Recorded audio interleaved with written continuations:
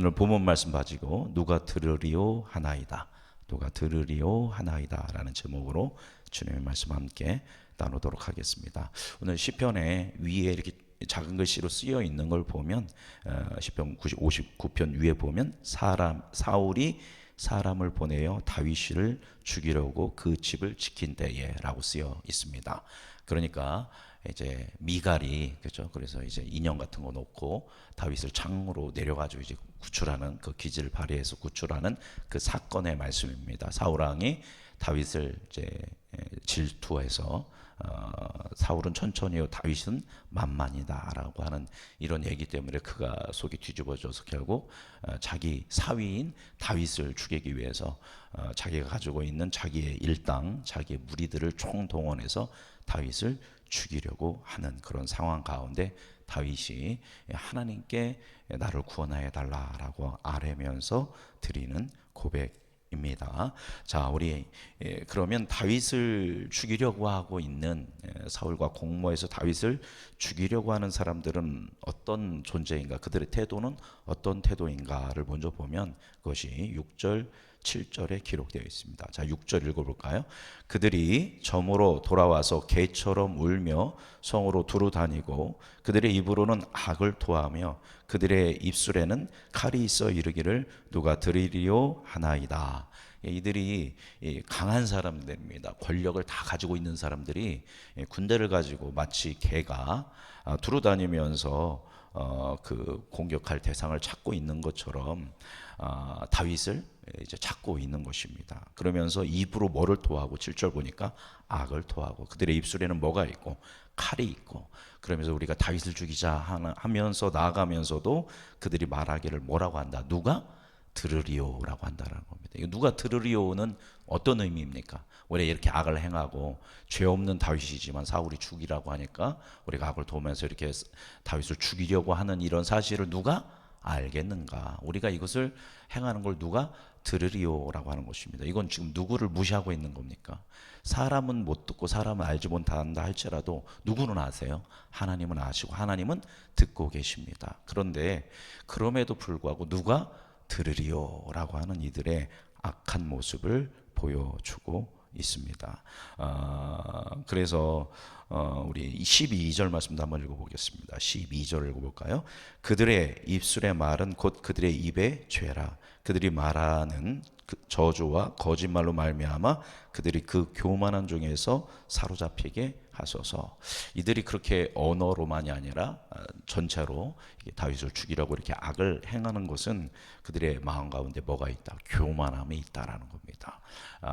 여기서는 이 교만함은 누구에 대한 교만함이냐면 사람에 대한 교만함이기도 하지만 또 누구에게 대한 하나님에 대한 교만함입니다.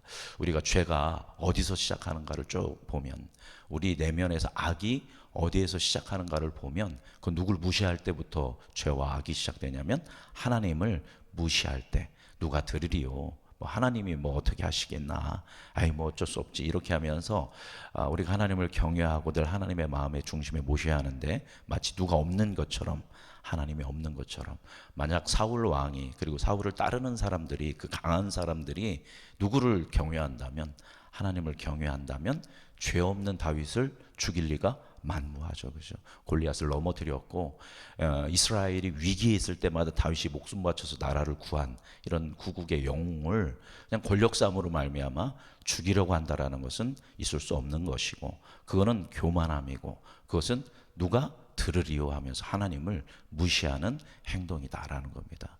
그래서 다윗이 이러한 모든 상황 가운데서 쫓기면서 그들을 하나님이 심판하여 달라라고 그렇게 기도합니다. 그러면서 다윗은 정반대입니다. 자, 8절 말씀 읽어보겠습니다. 그들이 6절 7절 보면 그렇게 누가 들으려 할 때 8절 읽어보겠습니다. 여호와여 주께서 그들을 비우시며 모든 나라들을 조롱하시리이다. 하나님은 비웃으신다라는 겁니다. 그죠? 그들이 누가 들으려 하면서 악을 행하는 걸 보고 비웃으신다라는 겁니다. 내가 다 뭐하고 있다. 듣고 있다. 내가 다 뭐하고 있다. 보고 있다라고 이야기합니다. 그러면서 그들의 악행을 그들의 교만함을 조롱하시고 하나님은 심판하신다라는 겁니다. 다윗은 그 반대로 사울과 그 무리들과 반대되는 그런 태도를 갖습니다. 분명하게 누가 보고 계시다. 하나님이 다 보고 계시다. 하나님이 다 듣고 계시다. 그러니까 지금 다윗은 살 길이 없습니다. 그죠?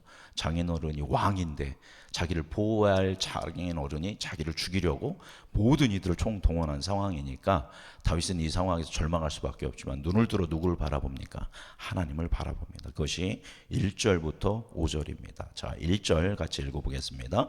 나의 하나님이여 나의 원수에게서 나를 건지시고 일어나 치려는 자에게서 나를 높이 드소서. 하나님 다 알고 계시지 않습니까? 나를 건져 주십시오. 나를 높이 드십시오. 이건 뭐냐면 나를 영화롭게 해달라는 게 아니라 나를 높은 곳에 올려주셔서 나를 죽이려고 하는 사람들로부터 보호해달라는 겁니다. 나를 건지소서, 나를 높이 드소서. 2절 읽어보겠습니다.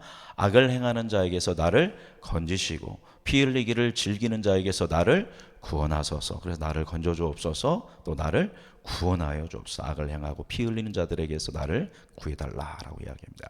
4절 읽어보겠습니다. 4절 읽어볼까요? 내가 허물이 없으나 그들이 달려와서 스스로 준비하오니 주여 나를 도우시기 위하여 깨어 살펴주소서. 이 어두운 밤에 저물어가 나를 죽이려고 하는 이 상황 가운데 주님 깨어서 나를 살펴주옵소서. 5절 읽어보겠습니다. 주님은 만군의 하나님 여호와 이스라엘의 하나님이시오니 일어나 모든 나라를 벌하소서. 악을 행하는 모든 자들에게 은혜를 베풀지 마소서. 일어나서 모든 악한 나라들을 벌하여 달라라고 다윗은 이야기합니다. 악한 자들은, 교만한 자들은, 하나님이 없다 하는 사람들은 누가 들으리요 하지만 다윗은 하나님을 향해서 나를 건져 주옵소서, 나를 높이 들어 주옵소서, 나를 건지소서, 나를 구원하소서, 깨어 살펴 주소서, 악인들을 처벌하여 달라라고 그렇게 간절하게 이야기하고 있습니다. 그러면서 이제 마지막으로 고백하기를, 자 14절, 15절, 16절, 17절이 이제 다윗의 확신의 고백과 믿음의 이제 기원입니다. 자 14절, 15절은 이 악을 행하는 교만한 무리, 다윗을 죽이려고 하는 무죄한 자의 피를 흘리려 하는 이들을 향한 기도입니다. 자 14절 읽어보겠습니다. 그들에게 점으로 돌아와서 개처럼 울며 성으로 두루 다니게 하소서. 이거 보면 6절에는 그들이 그렇게 개처럼 울며 성으로 두루 다닙니다 라고 하면서 나를 죽이려고 합니다 라고 하는데, 그 얘기를 다시 하면서 14절 보면 여전히 그들이 개처럼 그렇게 그 날이 저물어 갈 때 밤에 두루 다니게 하소서. 15절 읽어보겠습니다. 그들은 먹을 것을 찾아 유리하다가 배부름을 얻지 못하며 밤을 새우려니와. 이제 뭐 먹을 것을 찾아 유리한다라는 거, 누군가를 죽이려고 한다라는 얘기죠, 그죠?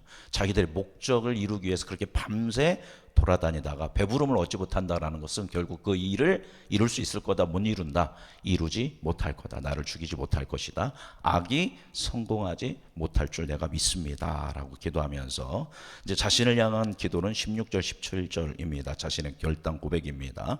읽어보겠습니다. 16절 나는 주의 힘을 노래하며 아침에 주의 인자하심을 높이 부르니니 주는 나의 요새시며 나의 환난 날의 피난처심이니이다. 고백하기를, 그렇게 그들은 뭐 누가 들으리요 하지만 나는 주님의 힘을 노래하고 주님의 인자하심을 부릅니다. 그래서 내가 주님이 나의 요새고 나의 피난처라는 것을 고백합니다. 언제요? 16절 본 중간에 보니까 아침에, 그죠?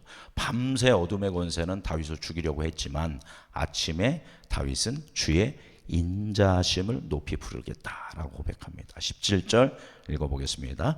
나의 힘이시여 내가 주께 찬송하오리니 하나님은 나의 요새시며 나를 긍휼히 여기시는 하나님이심이다. 아멘. 할렐루야.